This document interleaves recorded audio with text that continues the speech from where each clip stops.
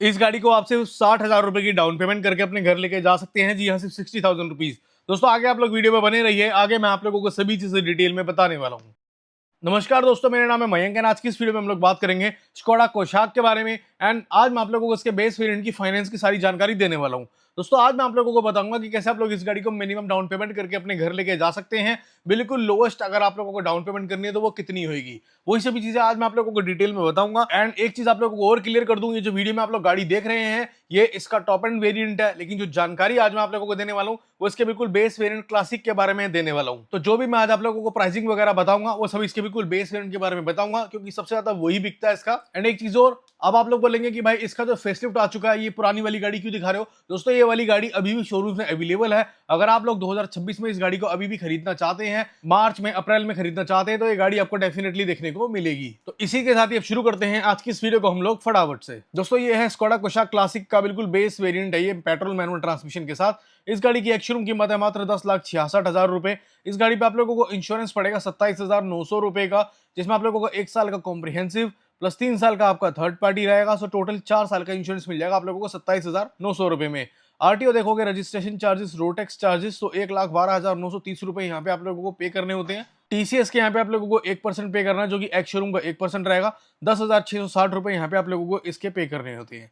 FASTag के आप लोग देखेंगे तो सिर्फ 500 रुपए यहाँ पे आप लोगों को फास्टैग के देने हैं। एंड एचपी के हाइपोथिकेशन के 1,500 रुपए यहाँ पे आप लोगों को पे करने होते हैं। अगर आप लोग गाड़ी कैश में लेते हैं तो ये फिर 1,500 रुपए आप लोगों को एचपी के नहीं देने होते, क्योंकि वीडियो फाइनेंस के लोन के ऊपर है, तो यहाँ पे इसको मेरे को ऐड करके चलना पड़ेगा।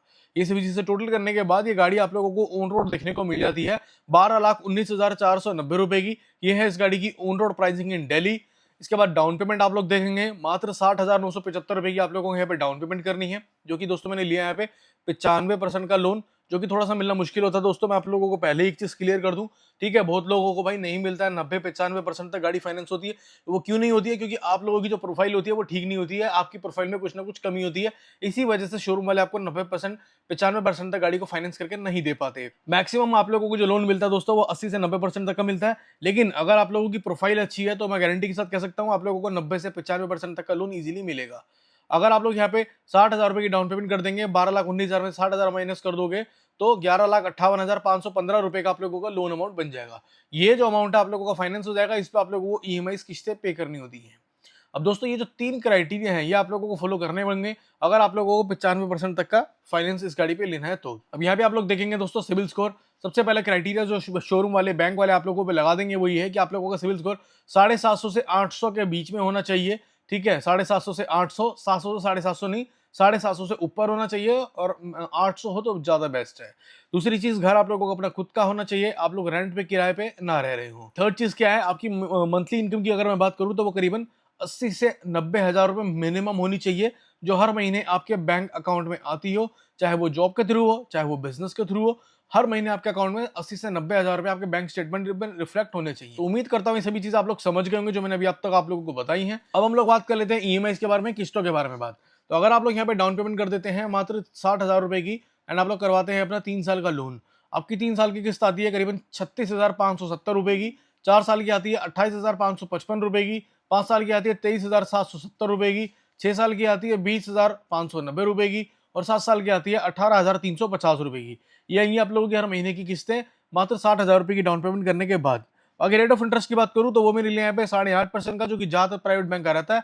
8.5 से 9% के बीच में आपको गाड़ी फाइनेंस करके दे देते हैं। अब हम लोग बात कर लेते हैं फ्रेंड्स डॉक्यूमेंट्स की। डॉक्यूमेंट क्या क्या रिक्वायर होंगे। सबसे पहले आप लोगों को एक आपका आधार कार्ड चाहिए, एक आप लोगों को पैन कार्ड चाहिए, 2 पासपोर्ट साइज फोटो चाहिए। आप लोगों के पास जो आपका इलेक्ट्रिसिटी बिल है, घर का बिजली का बिल, वो आप लोगों को देना पड़ेगा। 6 मंथ की बैंक स्टेटमेंट आप लोगों को लगेगी। 6 मंथ की सैलरी स्लिप आप लोगों को लगेगी। एंड अगर आप लोग जॉब कर रहे हैं तो भाई ये सारी चीज आप लोगों को चाहिए होंगी। साथ ही साथ आप लोगों को फॉर्म 16 यहाँ पे चाहिए होगा, ये इनकम टैक्स के लिए मांगा जाता है। लास्ट, जिस ऑफिस में आप लोग जॉब कर रहे हैं उसका आईडी कार्ड आप लोगों के पास होना चाहिए। ठीक है, ये तो हो गई सैलरी वालों के लिए बात। अब बात करते हैं जिनका अपना काम है, जो लोग सेल्फ एम्प्लॉयड है, बिजनेसमैन है। भाई यहाँ पे आप लोगों को सैलरी स्लिप नहीं चाहिए, फॉर्म 16 नहीं चाहिए, ऑफिस का आईडी कार्ड नहीं चाहिए, बाकी ऊपर के सारे डॉक्यूमेंट चाहिए। यहाँ पे इन 3 डॉक्यूमेंट्स की जगह आप लोगों को ये 2 डॉक्यूमेंट एक्स्ट्रा चाहिए बस, जो कि है एक आप लोगों के पास आपका जीएसटी सर्टिफिकेट होगा आपकी कंपनी का।